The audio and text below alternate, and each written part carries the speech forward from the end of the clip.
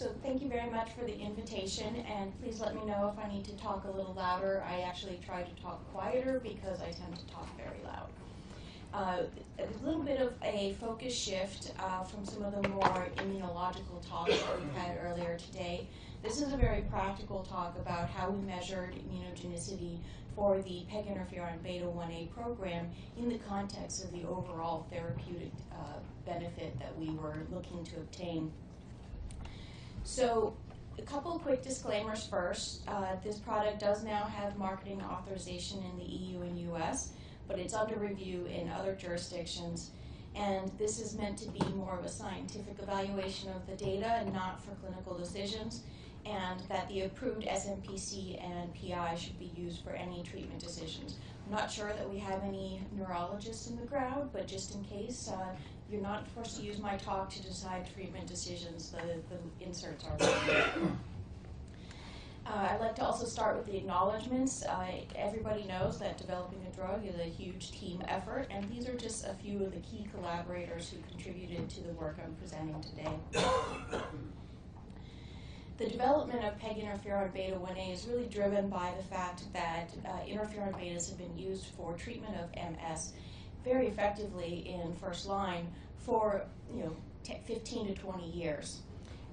But they're administered with a pretty high treatment burden, which is not really the paradigm that the MS doctors would like. They'd like very much more of a treat it and live your life.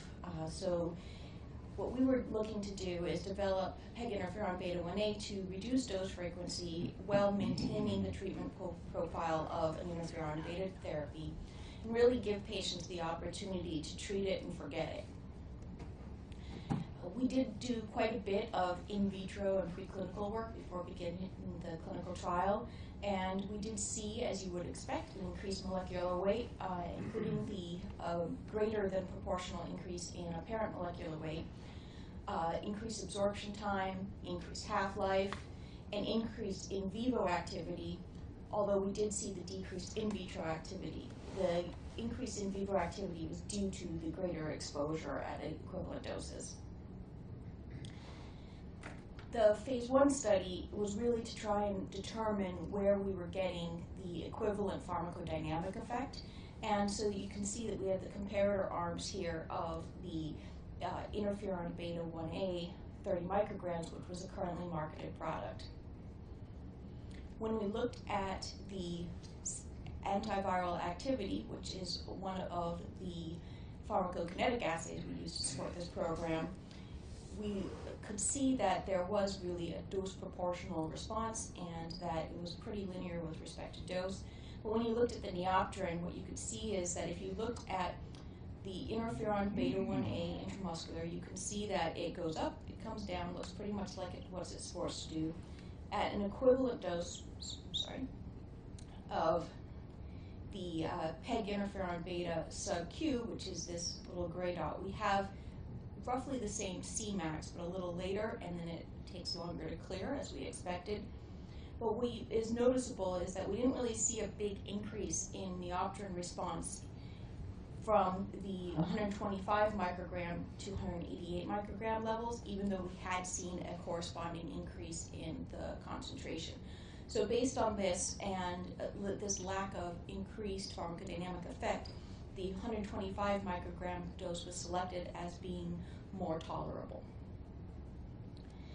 So all 3 doses were still carried into the phase 1b multiple dose because there were some questions remaining about whether you would see a differential in the neopterin if you went to 4 doses instead of just the first dose. And what we saw was it was very similar to what we had observed before, and it's actually fairly well known that you can sometimes get a little bit of a decrease in the neopterin response with repeat dosing. But it looked pretty good here, and we saw very similar profiles, whether we dosed every 2 weeks or every 4 weeks in the response at month 2. I think I kind of went through all that, so I'm going to try and just skip through that to keep moving on. We had a somewhat unusual phase 3 design. This is a very challenging field to work in because there's so many approved therapies for multiple sclerosis.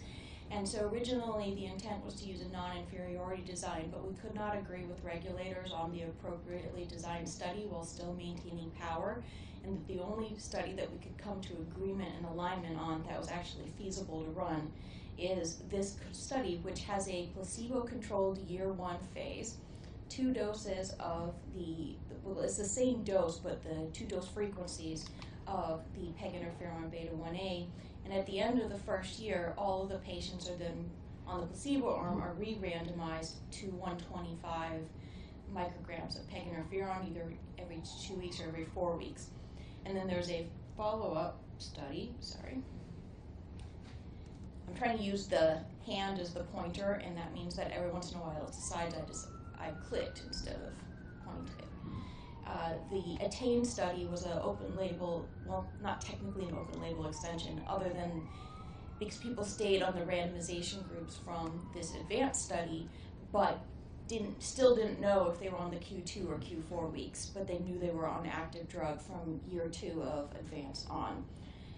And that was to continue to monitor the safety profile of the drug through the registrational phase. Our primary endpoint was ARR, which is pretty common for MS.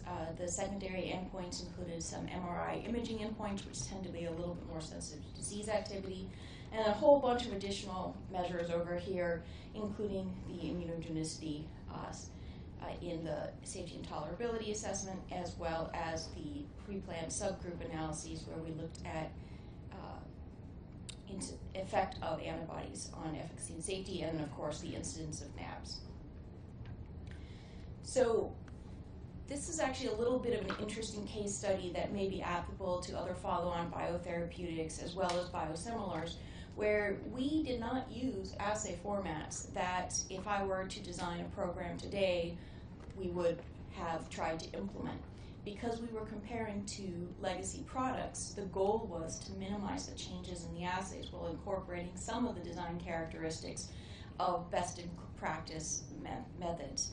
So the binding antibody assay you can see is actually an indirect capture where there's actually an anti-interferon coated on the plate. Then we capture the interferon beta-1a and then capture from the serum any antibodies that bind interferon beta-1a, except for, of course, anything that overlaps that one epitope, and then come in with the anti-human IgG to detect. The neutralizing antibody assay is a cell-based assay and is using the format for readout that is currently recommended by the EMA guidance on interferon biosimilars, which is an MSA protein readout, as opposed to the cytopathic effect readout that was used for the previous interferon developed by Biogen IDEC. So that is great and all to measure the anti-interferon, but we also wanted to evaluate the impact of anti-PEG antibodies. So a separate track was looking at the anti-PEG. So we've got the anti-interferon track and we've got the anti-PEG track, and they're run in parallel and they don't cross-talk between each other. So where we end at is we get either negative or tighter results for the NAb and anti-PEG. But because the binding antibody is a legacy assay and the assay format isn't actually amenable to a neutralization, a confirmation step with excess free drug, we don't actually have a confirmatory step in our binding antibody assay. So one of the issues we had to deal with is that our false positive rate's a little bit higher than most final readouts from binding antibody assays are, because we had this lack of a confirmatory step and we didn't have a titer. When we were looking at the immunogenicity, we started by looking at the positive antibody tests at baseline. Number one, because we knew that the anti-PEG baseline positives are known within the field, so we wanted to make sure we were measuring those. And we wanted to get a sense of how many of the patients entering the trial already had pre-existing antibodies against interferon.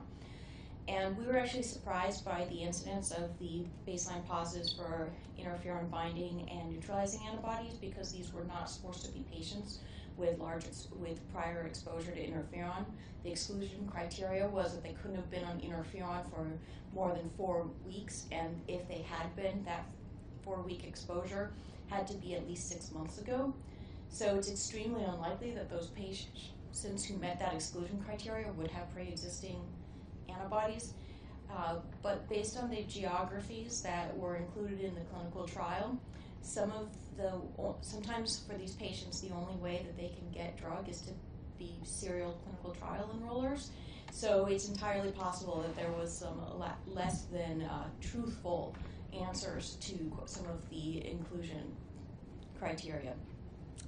Fortunately for our interpretation, the highest titer of the pre-existing NAbs all happened to be in the placebo groups, so most of the subsequent analyses were relatively unaffected for the in year 1. So when we looked at treatment emergent binding and neutralizing antibodies, you can see that a lot of these categories I've showed as combined. It's because the ongoing ATTAIN study is still blinded to the physicians and patients. And so any time where you could infer one of the numbers from looking at another row, they've been combined in this case. And you can see that when there's 1 out of 979, that if I tell you which one is 1, you can kind of guess which one was 0. And if I tell you which ones were 2 and 3 in the 5 line, it's kind of obvious which one had the 1. You start adding things up. So we saw a pretty low incidence of the binding positives. The US label has the total positives, and the EU labels have the persistent positives, so if you want to learn more about that. And what was particularly striking for us was the neutralizing positives, less than 1% in all categories, including persistent and total. This was particularly important because neutralizing antibodies have been previously shown to affect the efficacy of interferon betas, which has then led to those patients needing to move to second-line therapies. And so we were really enthusiastic that these numbers were low, partially because we had no idea going in whether or not they were going to be low, because we went straight from phase 1 to phase 3. And although Pegylation has been shown to reduce immunogenicity of some biotherapeutics, it by no means reduces immunogenicity of all. You have to do the experiment to find out. But we were pretty confident that even if we had similar immunogenicity to the existing interferons, that we would have the extended pharmacodynamic effect may help us dose over. The anti-PEGs were very similar. We actually had similar incidence of treatment emergent antibodies as we had seen previously for the baseline positives. And if you look between the placebo groups and the 2 Peginterferon arms, they're very similar in the incidence. And this is, again, expected because PEG is pretty much everywhere. You can even just buy it off the shelf as like a protein supplement or something. I don't know. I saw it in GNC the other day. I was like, really? I can just buy PEG and eat it? Okay. Why not? Oh no, it was at the pharmacy. I have no idea what it's for. Just a big bottle of PEG behind the counter. No clue. But now you know too, even though you have no idea why. But it's in linings of food cans, it's in cosmetics, it's an excipient in a lot of the over-the-counter medications. So unless you're basically living under a rock, I think you have exposure to PEG in your environment. Then what we looked at was, well, now we're going to look at the year 2 data. So now you've got those switchers from placebo. So anybody who was on placebo in year 1, we now use their week 48 result as a new baseline. So now this is our baseline positive antibody test for all patients across who have ever been exposed to the Peginterferon. And you can see that our numbers are very similar, they're slightly different, and our denominators went up. And again, the incidence was very similar. It remained less than 1% for the neutralizing positives, and it's in the same ballpark for the interferon positives. So we didn't see a huge increase as we moved from week 48 through week 96 for patients on year 1, and then we didn't see a big difference between year 2 of the placebo patients and year 1 of the treatment groups. And again, very similar numbers for the treatment emergent anti-PEG antibodies. But where we really wanted to know is how does this impact the patients? So I already showed you that the immunogenicity incidence was similar across the two dosing regimens. Our persistent NAbs were very low, and in fact our total NAbs were low. And we did a clinical safety subgroup analysis by antibody status. And although this was really limited by the low incidence of treatment emergent antibodies, we also did an analysis of any antibodies, baseline positive or treatment emergent. And that analysis also confirmed that we had very similar incidences of injection site reactions and adverse events across antibody positive and antibody negative patients. I'm not showing them here because these listings are hundreds of pages long, and I'm pretty sure no one wants to read that. The clinical efficacy subgroup analysis, I'm first showing the anti-interferon antibody status, and this is a lot of numbers here, so I think you're taping it so that people can come back and read it later. But I'm just going to draw your attention to a couple of things. The primary endpoint is the actually the adjusted annualized relapse rate.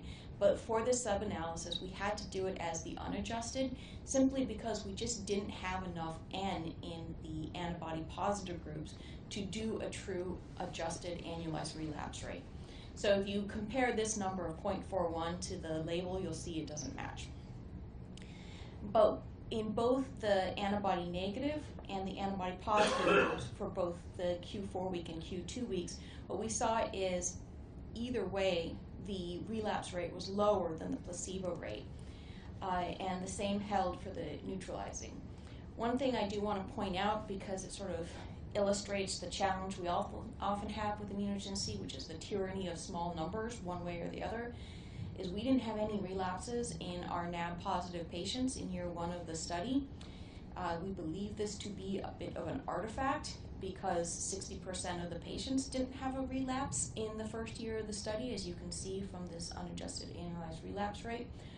So it's probably just that because we only have 4 and 12 patients who had any measurable NAbs in the study, that we just sort of got lucky or unlucky, depending on the way you want to think about it, and just didn't see any. But we also saw the same sort of impact when you looked at the T2 lesions and then disability progression, is that we didn't really see an impact in year 1 on the efficacy subgroup analysis. So the way that we are currently describing it is that we did not see that they were equal. We are not claiming that NAbs are better for you, because that would be a little bit silly. And when you look at anti-PEGs, it's very much the same story. Here we have a bit higher numbers in the 15 and 10% range of patients. So we have a little more confidence in these numbers, but you can see that the relapse rates are pretty much the same, and we have pretty much the same numbers when you look at the relapse-free patients. The disability is a little bit off in the Q4 weeks because nobody had disability progression.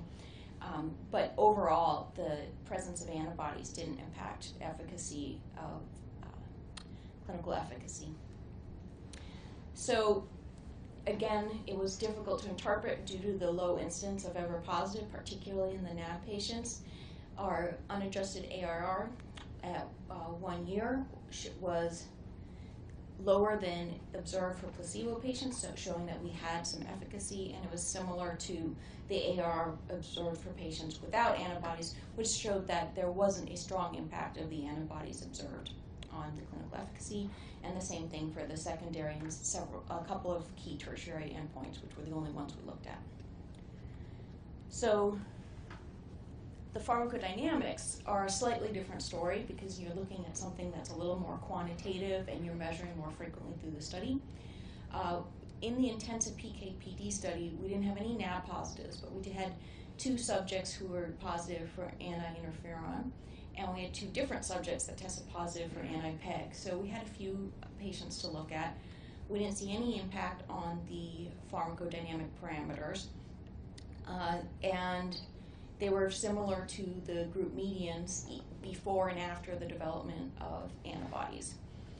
So while we can't really say anything about NAbs because we don't have the data, we didn't see an impact on the neopterin response with either the non-neutralizing anti-interferon binding antibodies or the anti-Pegs.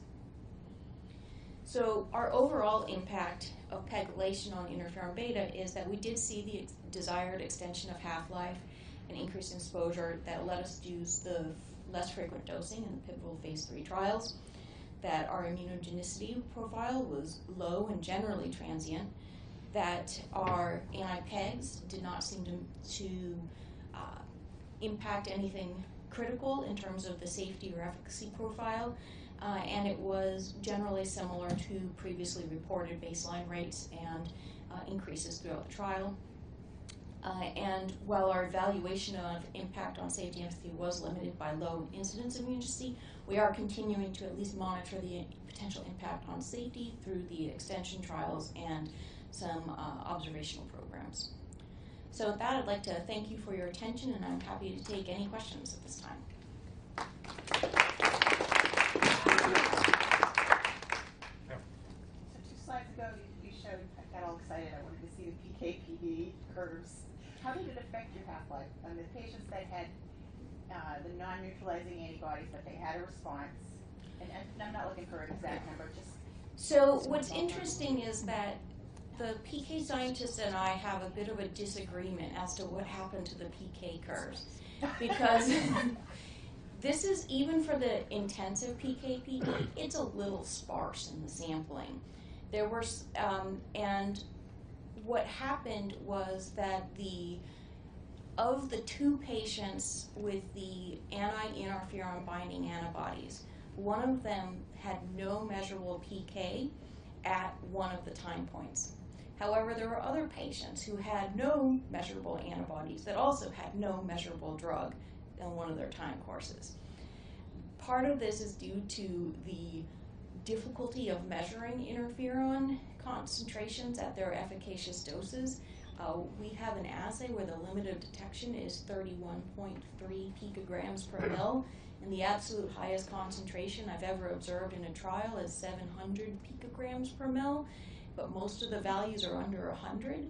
So I'm talking about a pretty narrow range where we're trying to measure it. So it's not all that surprising that some patients you wouldn't be able to pick it up. But you still see the neopterin response in those patients.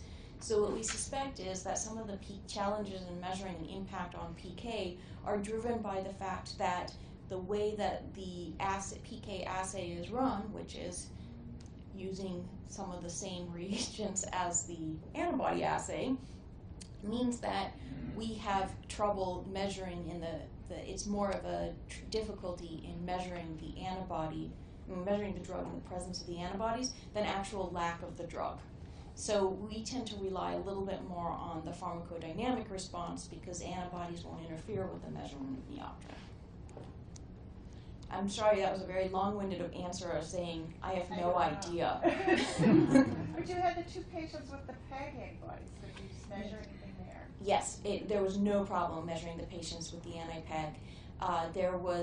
We also did the POP-PK model, and the binding antibodies were a little troublesome in the POP-PK model as well. It just brought it down a tiny bit so that we excluded them.